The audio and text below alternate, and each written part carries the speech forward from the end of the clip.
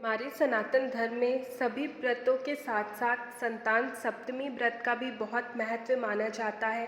कहा जाता है कि इस दिन अपने बच्चे के सुख समृद्धि के लिए जो भी माताएं हैं वो अगर उपवास रखती है तो उनके जीवन में खुशहाली आता है। और साथ ही साथ जो भी नव दंपति है जिनके कोई भी बच्चे नहीं है, अगर वो इस दिन बहुत नियम के साथ व्रत कर ले, कथा पढ़ ले या सुन ले तो उन्हें बहुत जल्दी ही खुशखबरी मिलती है। तो आइए जानते हैं।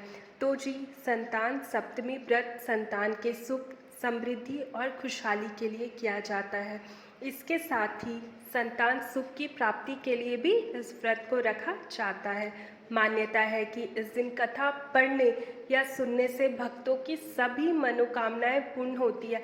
साथ ही साथ जिनके बच्चे नहीं हैं उनके गोद जल्दी भरते हैं। तो और पुत्र प्राप्ति की चाह रखने वालों के लिए जो संतान सप्तमी का व्रत है वो पूर्ण फलदायी माना जाता है। और इस साल संतान सप्तमी 22 सितंबर 2023 को है। कई लोग इसे ललिता सप्तमी, मुक्त भरण सप्तमी के नाम से भी जानते हैं। तो आइए सुनते हैं कथा। एक बार श्री कृष्ण ने युधिष्ठिर को बताया कि किसी समय मथुरा में लोमेश ऋषि आए थे। मेरे माता पिता देवकी तथा वासुदेव ने भक्ति पूर्वक उनकी सेवा की तो ऋषि ने उन्हें कंस द्वारा मारे गए पुत्रों के शोक से उभरने के लिए आदेश दिया। देवकी, कंस ने तुम्हारे कई पुत्रों को पैदा होते ही मार के तुम्हें पुत्र शोक दिया है। इस दुख से मुक्त होने के लिए तुम संतान सप्तमी का व्रत करो। राजा नहुषु की रानी चंद्रमुखी ने भी यह व्रत किया था, तब उसके भी पुत्र नहीं मरे। यह व्रत तुम्हें भी पुत्र शोक से मुक्ति करेगा।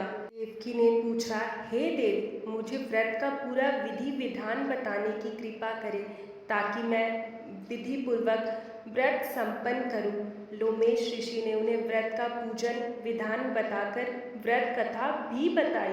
नहुषु अयोध्यापुरी का प्रतापी राजा था। उसकी पत्नी का नाम चंद्रमुखी था। उसके राज्य में ही विष्णुदत्त नामक एक ब्राह्मण रहता था। उसकी पत्नी का नाम रूपवती था। रानी चंद्रमुखी तथा रूपवती में परस्पर घनिष्ठ प्रेम था। एक दिन वे दोनों सरयू में स्नान करने गई। वहाँ अन्य स्त्रियां भी स्नान कर रही थी। उन स्त्रियों ने भी वही पार्वती शिव की प्रतिमा बनाकर विधि पूर्वक उनका पूजन किया। तब रानी चंद्रमुखी तथा रूपवती ने उन स्त्रियों से पूजन का नाम तथा विधि पूछी। स्त्रियों में से एक ने बताया, हमने पार्वती सहित शिव की पूजा की है।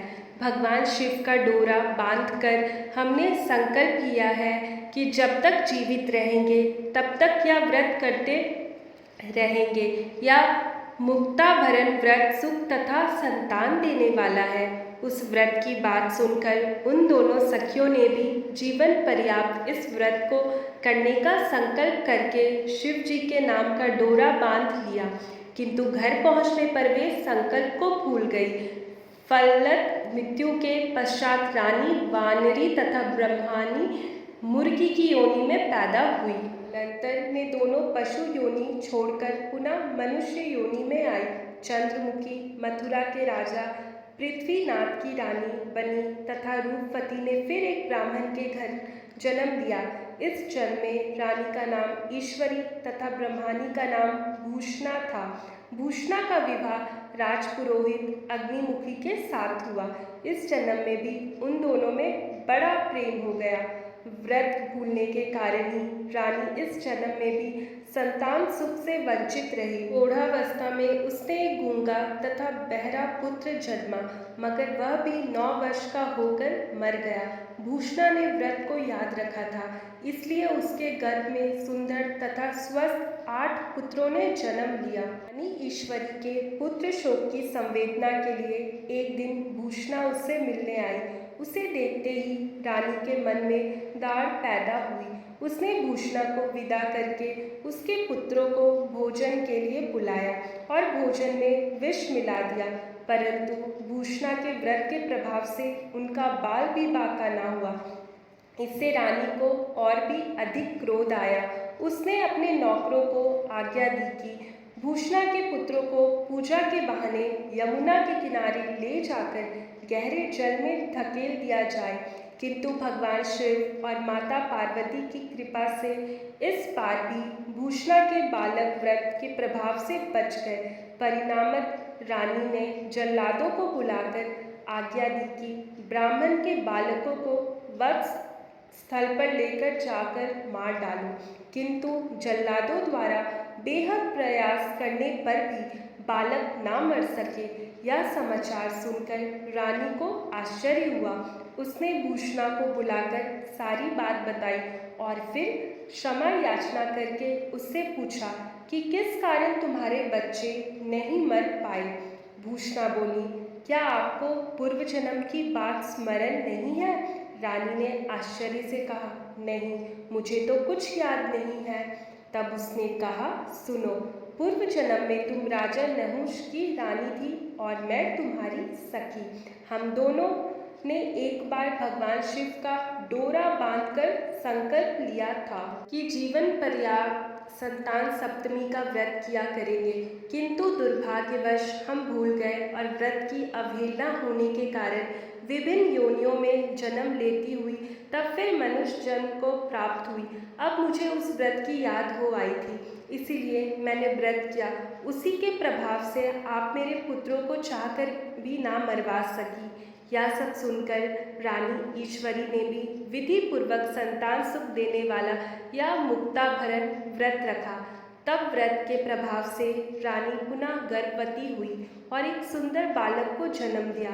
उसी समय से पुत्र प्राप्ति और संतान की रक्षा के लिए यह व्रत प्रचलित है। ऐसा मान्यता है कि यह व्रत पुत्र प्राप्ति, पुत्र रक्षा तथा पुत्र अभ्युदय के लिए भाद्रपद के शुक्ल पक्ष की सप्तमी को किया जाता है।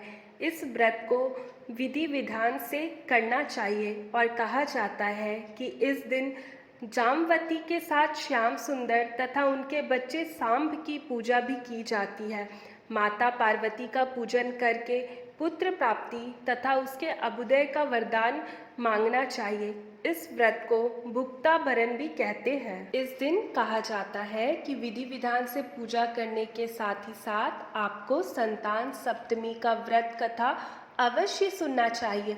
अगर आप खुद से पढ़ सकते हैं तो बढ़िया बात है, नहीं तो आपको कथा अवश्य सुनना चाहिए। अनंत फल की प्राप्ति होती है।